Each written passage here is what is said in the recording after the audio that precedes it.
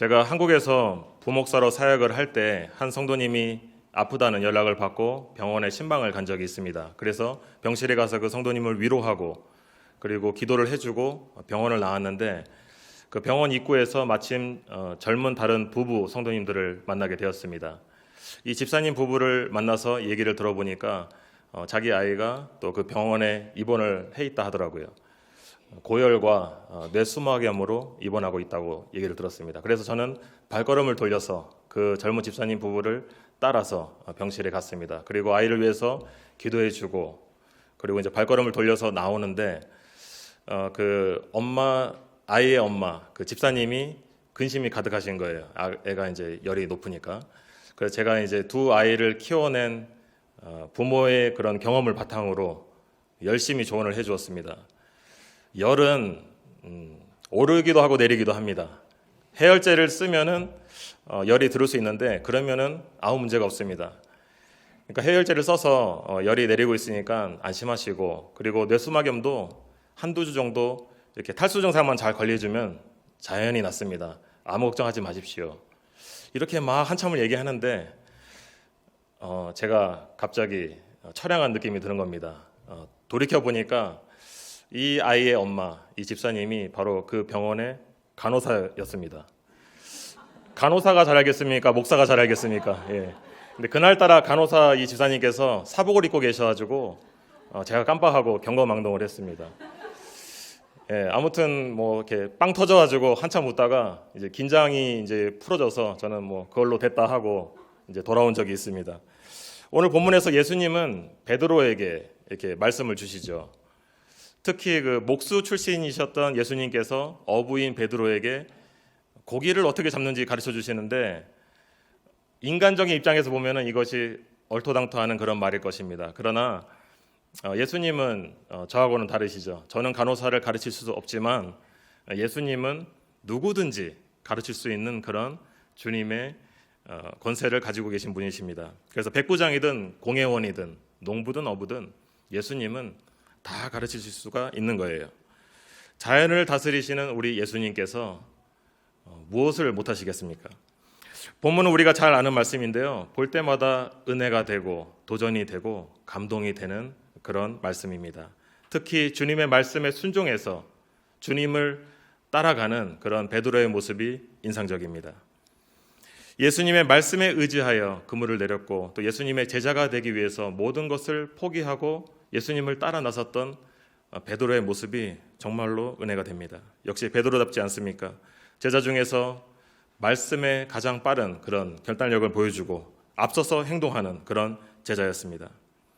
그래서 베드로는 그렇게 주님의 제자로서 주님께 배우고 또 주님 곁에서 사역을 감당했던 그런 제자의 자리까지 나아갔습니다. 오늘 우리도 말씀에 의지하여 주님께 쓰임받는 귀한 인생들이 되시기를 주님의 이름으로 축복합니다. 주님의 말씀에 의지하여 사는 인생이 되려면 무엇을 해야 됩니까? 먼저 말씀에 순종해야 됩니다. 1절에서 4절 말씀 우리가 다시 한번 읽어보겠습니다.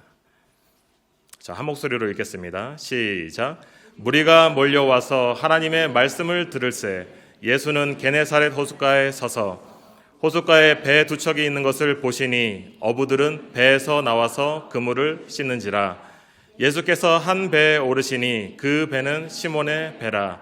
육지에서 조금 떼기를 청하시고 앉으사 배에서 무리를 가르치시더니 말씀을 마치시고 시몬에게 이르시되 깊은 데로 가서 그물을 내려 고기를 잡으라. 아멘. 오늘 말씀의 배경이 되는 곳은 게네사렛 호숫가입니다. 신약에 보시면은 이곳은 갈릴리 바다라고도 불렸고 그리고 로마 황제의 이름을 따온 디베랴 바다라고도 불렀습니다. 그리고 구약에서는 긴네렛 바다라고도 불렸습니다. 많은 다양한 이름들이 있지만 같은 곳을 의미합니다. 호수라고도 할 수 있고 바다라고도 할 수 있습니다. 1절에 보니까 예수님은 게네사렛 호숫가에서 많은 무리들을 가르치셨습니다. 오늘 우리처럼 설교자와 청중이 이렇게 적당한 거리를 확보한 것이 아니라 해변가에 있는 예수님께로 많은 무리들이 몰려들었던 것입니다. 그러니까 예수님이 그 자리에 서 있기도 어려운 상황이었을 것입니다. 왜 그렇게 많은 무리가 예수님께로 몰려들었습니까? 그것은 바로 주님의 말씀을 듣기 위해서 모인 것입니다. 그때 예수님은 호숫가에 배 두 척이 있는 것을 보셨고 그중 시몬 베드로의 배에 오르셨습니다. 그리고 배를 조금 떼게 하시고 그곳에서 말씀을 가르치셨습니다. 그날따라 베드로의 상황이 좋지 않았습니다. 밤새 수고해서 물고기 잡이에 나섰는데 잡은 것이 아무것도 없었습니다. 아무런 소득 없이 그저 다음 조업을 위해서 그물을 씻으며 정리를 할 뿐이었습니다. 그때 베드로의 마음이 어떻겠습니까? 기다리는 가족을 생각하면은 너무 미안하고 또 무기력한 자신을 보면서 허탈하고 절망하는 그런 상황에 있었을 것입니다. 또 밤새 수고하고 아무것도 가진 것이 없으니 얼마나 자신에게 화가 났겠습니까?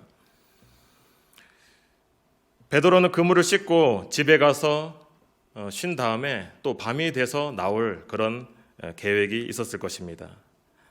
이처럼 혼란스럽고 갈 바를 알지 못했던 베드로에게 예수님이 찾아오셨습니다. 예수님이 베드로의 배를 택하신 것은 무리들을 가르치실 뿐만 아니라 베드로와 형제들에게도 말씀을 전하시고 그들을 제자로 삼으려는 예수님의 빅픽처였습니다. 무리를 가르치신 예수님은 시몬 베드로에게 말씀하십니다. 깊은 데로 가서 그물을 내려 고기를 잡으라. 베드로는 어부입니다.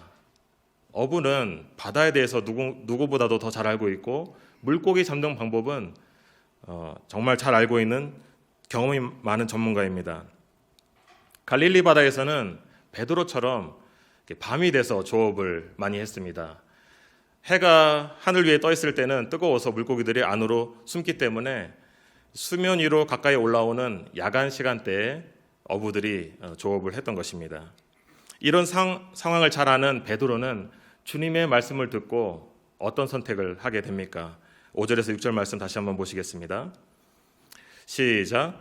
시몬이 대답하여 이르되 선생님 우리들이 밤이 새도록 수고하였으되 잡은 것이 없지만은 말씀에 의지하여 내가 그물을 내리리이다 하고 그렇게 하니 고기를 잡은 것이 심히 많아 그물이 찢어지는지라. 아멘. 선생님 우리들이 밤이 새도록 수고하였으되 잡은 것이 없지만은 무슨 의미입니까?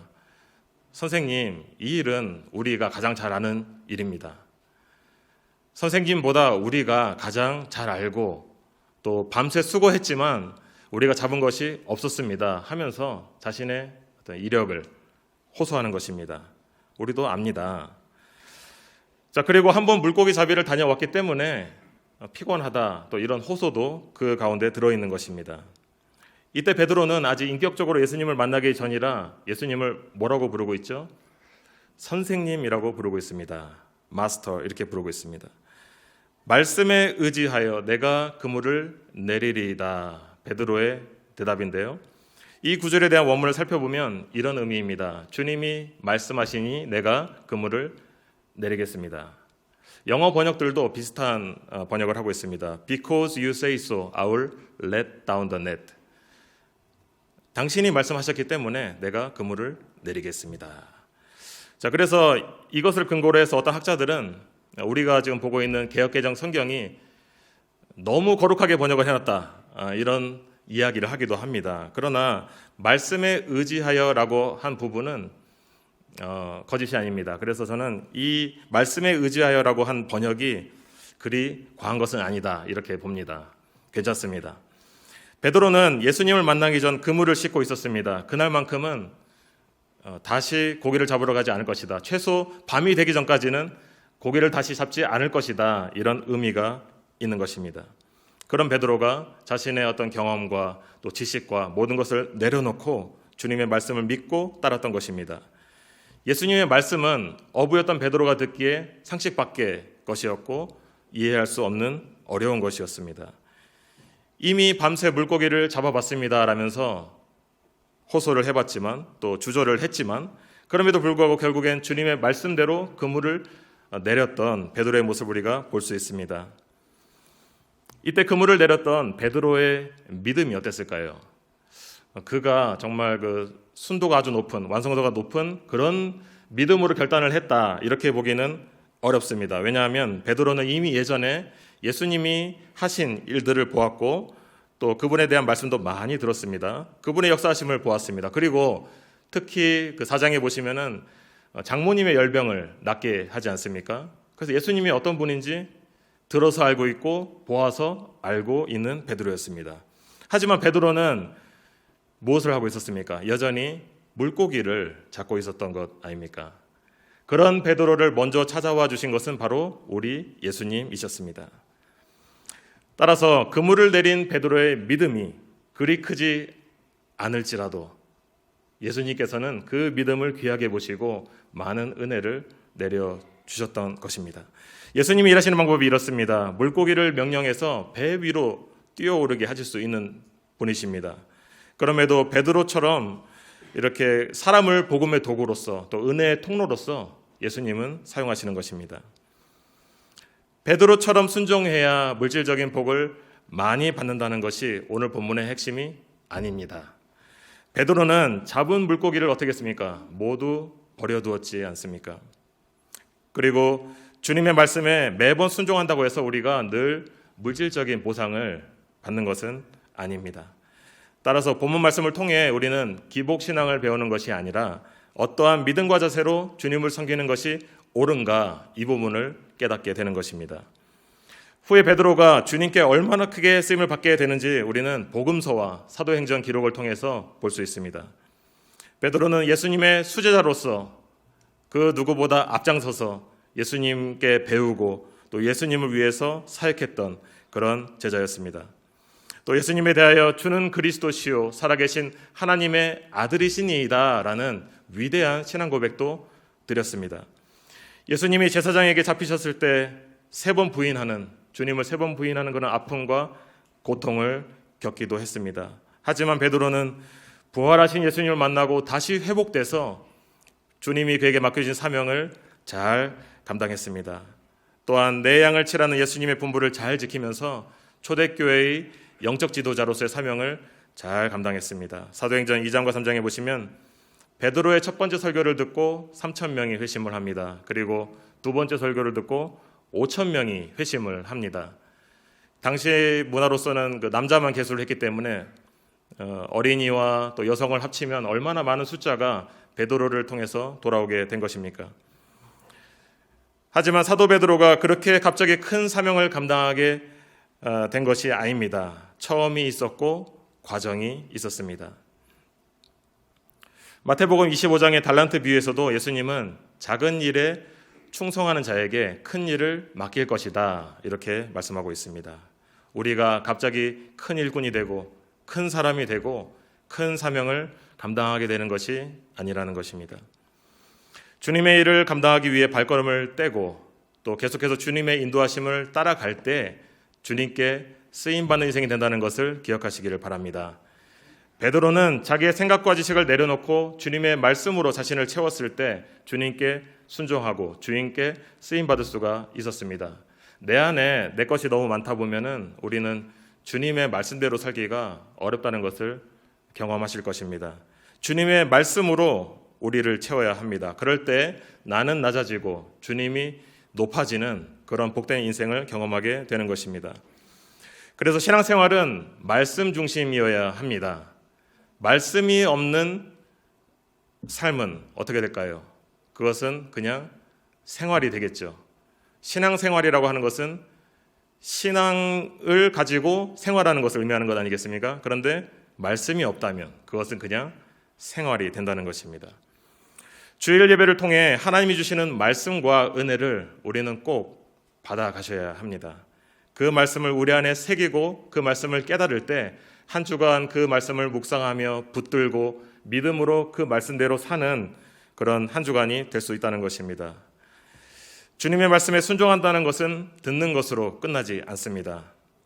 그래서 우리가 꼭 큰 결단이 아니더라도 주일마다 말씀을 들으실 때 작은 거 한 가지라도 좀 고민해 보시고 기도하셔서 실천해 보시는 게 좋습니다. 그럴 때 신앙의 발전이 생기게 되고 주님을 더 잘 섬기는 성숙한 제자의 자리로 나아갈 수가 있는 것입니다. 주님이 기뻐하시는 교회를 세워가기를 원하십니까? 주님이 기뻐하시는 성도가 있는 곳이 주님이 기뻐하시는 교회입니다. 그래서 우리가 말씀 중심의 성도, 말씀 중심의 가정, 말씀 중심의 교회로 세워가시기를 주님의 이름으로 축복합니다. 주님의 말씀에 의지하는 인생이 되려면 무엇을 해야 됩니까? 주님을 바라보아야 합니다. 6절에서 8절 말씀 한번 다시 보시겠습니다. 시작. 그렇게 하니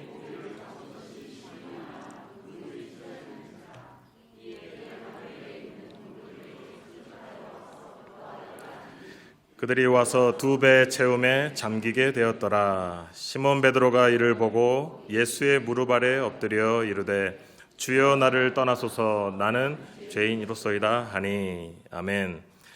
베드로가 잠시 머뭇거리기는 했지만 그래도 예수님의 말씀대로 순종했을 때 풍성한 주님의 은혜를 경험할 수 있었습니다. 만일 베드로와 동료들이 주님의 말씀을 무시하고 그 말씀대로 하지 않았더라면 그날 베드로와 동료들은 물고기를 보지 못했을 것입니다. 이처럼 말씀 중심으로 사는 인생들은 주님이 주시는 은혜를 경험할 수 있습니다. 주님이 주시는 은혜를 기대할 수 있습니다. 소망이 있는 인생입니다. 베드로는 동료들과 함께 물고기가 가득 잡힌 그 무거운 그물을 들어 올리면서 배 두 척을 채웠을 때 매우 기뻤을 것입니다. 그래서 어서 빨리 집으로 돌아가서 또 가족들과 이웃들과 이 기쁨을 좀 나누고 싶을 법한데 베드로는 어떻게 합니까? 그의 반응은 놀랍습니다. 8절에서 베드로는 예수의 무릎 아래 엎드려 자백합니다. 주여 나를 떠나소서 나는 죄인이로소이다. 베드로가 이전에는 예수님을 선생님이라고 불렀죠. 지금은 누구라고 고백하고 있습니까? 주여, 주님이라고 고백하고 있습니다. 그래서 우리도 예수님을 만나고 난 이후에는 예수님을 주님이라고 부르게 되는 것입니다. 이제는 예수님께서 랍비 선생님 중 한 사람이 아니라 그리스도시요 살아계신 하나님의 아들이라는 것을 경험을 통해서 알게 된 것입니다. 물고기를 2배 가득 채우게 되는 그 사건은 우연히 일어난 것이 아니라 분명히 이 옆에 계신 주님께서 하신 일이다라는 것을 베드로는 깨닫게 된 것입니다. 그래서 이 예수님이 누구신지를 깨닫게 되었을 때 그의 어떤 거룩하심과 그의 정체성을 알게 되었을 때 베드로는 죄와 허물로 가득한 자신을 보게 되었고 이 거룩하신 예수님이 내 곁에 있는 것을 감당하지 못했던 것입니다. 그래서 그는 이렇게 이야기를 했죠. 주여 나를 떠나소서 나는 죄인이로소이다. 우리도 베드로와 같은 고민을 할 때가 있습니다. 나 같은 사람은 주님의 은혜를 받을 자격이 없다. 나 같은 사람은 주님의 사랑을 받을 만하지 못하다. 하면서 내 안에 주님께 인정받을 수 있는 그런 의로운 행위가 있는지를 찾아볼 때가 있는 것입니다. 자, 그러나 주님은 믿음을 보십니다. 믿음으로 말씀을 의지하고 붙드는 사람을 통해서 주님은 역사하시는 것입니다. 자, 우리가 계속해서 9절에서 11절 말씀 한번 보시겠습니다. 시작. 이는 자기 및 자기와 함께 있는 모든 사람이 고기 잡힌 것으로 말미암아 놀라고 세베대의 아들로서 시몬의 동업자인 야고보와 요한도 놀랐습니다. 예수께서 시몬에게 이르시되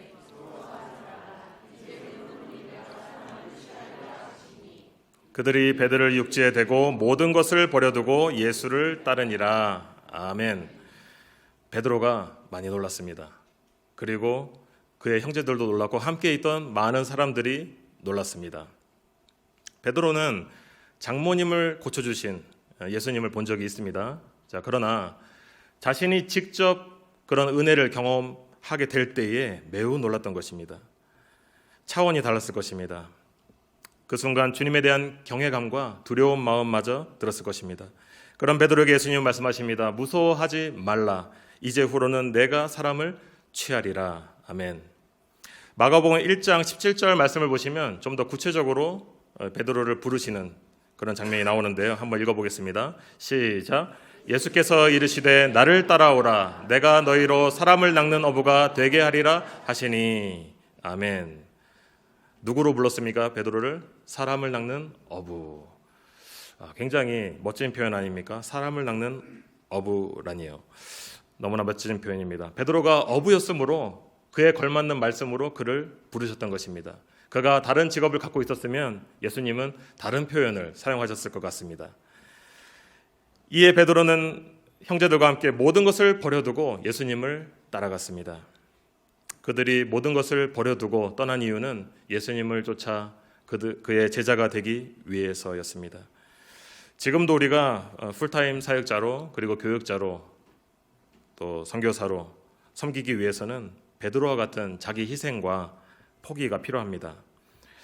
목사 후보생이 돼서 신대원 입학을 하려면 이렇게 직장과 사업을 그만둬야 할 때도 있고 또 하고 있던 것을 버려두고 학교로 가야 할 때가 있습니다. 또 신대원 3년 동안 기숙사 생활을 하는데 가정은 어떻게 합니까? 가정도 하나님께 맡겨야 됩니다. 포기할 게 참 많습니다. 우리 주님은 말씀하십니다. 누구든지 나를 따라오려거든 자기를 부인하고 자기 십자가를 지고 나를 따를 것이니라. 하나님이 주시는 소명을 따라 섬기고 하나님의 공급하심을 경험하며 사는 삶은 어떨까요? 즐겁습니다. 즐거워 보입니까? 네, 즐겁습니다. 즐거운데 쉬운 길만은 아닙니다. 쉽지만은 않습니다. 또 제 이야기를 하게 돼서 좀 죄송한데요. 저의 경우에는 프레토리아 대학교를 이렇게 입학을 해서 이제 신학을 공부를 했는데 1학년을 마치고 나서 아버지가 돌아가셨습니다. 천국에 가셨습니다. 그때 좀 충격이 있어가지고 학교를 제대로 다닐 수가 없는 상황이 되었어요. 2학년을 다니고 있는데 제 자신이 너무 무기력한 것입니다. 신학 공부도 하기가 싫고 교회도 가기가 싫고 그런 시간이 있었습니다. 학부 2학년을 다니는데 너무 의욕이 없는 거예요. 마치 니느웨로 가라라고 했던 주님을 거부한 요나처럼 다시스로 도망치고자 했던 저의 모습이 있었습니다. 도망치고 싶었어요. 학교를 그만두고. 근데 또 마침 요나처럼 다시스로 가는 배 티켓을 제가 구했습니다. 요하네스버그에 있는 한 대기업에 취직이 된 것입니다. 아마 이제 저의 생활을 염려했던 그 회사를 다니던 친구한테 제가 전화를 받은 것이죠. 형 여기서 일해보지 않을래? 하는 거죠. 그래서 저는 이제 면접을 준비하고 딱 갔는데 과장님이 업무 설명을 해주시더라고요. 이미 입사가 됐습니다. 예. 그것도 은혜인가요? 아무튼 그렇게 갔는데 직장 생활이 좀 신기하기도 했고 좀 이렇게 뭐 생활도 안정되고 하니까 괜찮았던 것 같아요. 그리고 무엇보다 의료보험이 좋았어요. 의료보험이 참 좋았습니다. 처음 가져본 의료보험이었는데 너무 좋았어요. 커버가 많이 되더라고요. 그래서 첫 번째 자녀를 저희가 임신했을 때, 첫째를 임신했을 때 그 센톤에 있는 가장 좋은 병원에서 출산을 했습니다. 의료보험으로 커버가 되었습니다. 제가 아니라 아내가 출산을 했습니다. 아이와 함께 탈 새 차를 이렇게 할부로 뽑기도 하고, 이렇게 새 가정을 이제 꾸려가야 되니까 얼마나 고민도 많고 또 계획도 있었겠습니까? 그래서 새 차도 이제 뽑고 할부로 뽑고, 그 다음에 현금과 또 본드를 받아서 브로드웨이커에 건축을 했습니다. 이제 투잡을 뛰는 거죠. 이제 앞으로 아이가 태어나면 좀 빠듯해질 거니까 직장 생활만으로는 어려울 것 같다. 투잡을 뛰자. 그래서 건축을 시작을 했습니다. 그래서 더블 스토리 집을 짓고 뭐 그런 일들을 했습니다. 20대 후반 저의 생활이 너무 바빴습니다. 그래서 직장 생활을 하면서 점심시간만 되면 이제 건축 현장에 나가서 잘 짓고 있는지 이렇게 보고, 또 은행에 가서 또 이렇게 프로그레시브 페이먼트 그런 것도 이제 서류 넣고 받고 이런 일들을 했습니다. 자, 문제는 그렇게 2년의 시간이 지나갔는데 그 과정을 돌아보니까 이게 좀 삶이 즐겁지가 않은 거예요. 일반적이라면 즐겁고 또 의미 있는 그런 시간이겠지만 저한테는 기쁨이 없었습니다. 그것은 하나님의 간섭이 분명했습니다. 주님을 바라보지 못하고 세상과 물질에 빠져서 살고 있던 저를 향한 하나님의 계획이었던 것입니다. 신학교로 복학을 해야 되나 어떻게 해야 되나 고민하던 그때에 한국에서 교회 전도사로 사역하시던 장모님께서 저한테 전화를 주셨습니다. 직장에서 저는 그 전화를 받았습니다. 장모님이 이렇게 말씀하셨어요. 김서방, 이제 집 그만 짓고 학교로 돌아가게. 그래서 고민하던 때에 그런 전화를 받으니까 제가 어떻게 했습니까? 이것은 하나님의 음성이 분명하다. 그래서 일주일 안에 직장에 사표를 내고 회사를 나왔습니다. 그리고 신학교에 복학을 했습니다. 2학년으로 복학을 했죠. 그 이후로 지금까지 사역자의 길을 잘 걷고 있습니다. 베드로가 물고기 잡이를 그만두었듯이 때로는 사역자라면 그 부르심을 위해서 다니던 직장을 그만둘 때도 있고 사업을 포기해야 될 때도 있고 안정된 환경을 버려야 할 때도 있는 것입니다. 또한 앞으로 계획했던 그 모든 것들도 포기하고 내려놓아야 하는 것입니다. 그렇게 제가 다시 신학 공부를 하게 되었을 때 제 안에는 회복의 은혜와 충만한 기쁨이 있는 것을 경험하게 되었습니다. 또 그로 인해 다시 한번 제가 주님을 바라볼 수 있게 된 것입니다.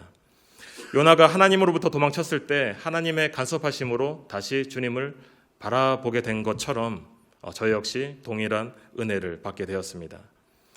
저는 남아공 이민 1.5세대 출신의 선교사로 소명을 받았지만 앞으로 우리 조복 한인교회 안에서 2세대, 3세대 중에서도 좀 좋은 사역자들이 나왔으면 좋겠습니다. 몇 분 아멘 하셨는데요. 제 아이는 안 돼요 하시는 분 안 계시죠? 하나님 제 아이는 안 돼요 이런 분이 없기를 바랍니다. 아프리카에서 할 일이 너무나 많습니다. 베드로는 많은 물고기들을 잡았지만 그는 거기에 머무르지 않고 예수님을 따라갔습니다. 잡힌 물고기들이 아니라 그 물고기들을 잡게 해주신 예수님을 바라보았던 것입니다. 주님을 바라본다는 것은 주님이 하실 일들을 믿고 주님의 인도하심을 받는 인생입니다. 하나님은 우리 모두에게 필요한 것들을 때를 따라 돕는 은혜를 통하여 공급해 주십니다. 그러나 우리가 주의할 것은 하나님이 주신 은혜에 하나님이 우리에게 허락하신 물질과 소유들에 너무 집착하지 않아야 한다는 것입니다. 거기에 빠지지 않아야 됩니다. 은혜 베푸시는 주님을 바라볼 수 있기를 바랍니다. 물건은 쓰다가 망가져서 버리기도 하고 돈은 있다가 써버리면 없어지는 것입니다.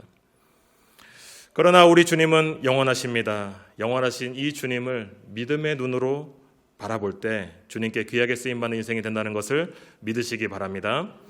사랑하는 성도 여러분, 베드로는 예수님의 말씀에 의지하여 그물을 내렸고 예수님이 주시는 풍성한 은혜를 경험했습니다. 그리고 모든 것을 뒤로 한 채 제자로 부르신 그분을 따라갔습니다.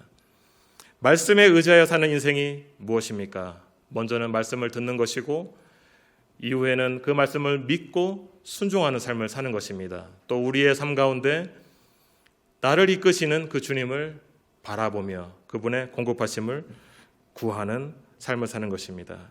예수님의 제자가 된다는 의미가 그런 것입니다. 제자는 늘 주님으로부터 배워야 합니다.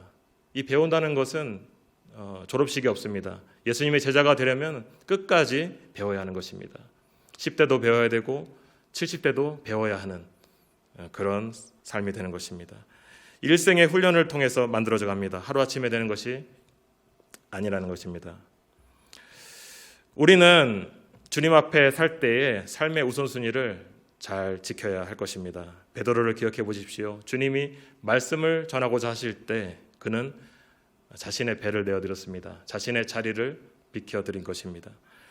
베드로 같은 이런 모습을 우리 주님은 기뻐하십니다. 그래서 예수님이 말씀하실 때 그는 많은 생각과 또 여러 경험이 있음에도 불구하고 주님의 말씀을 따랐던 것입니다.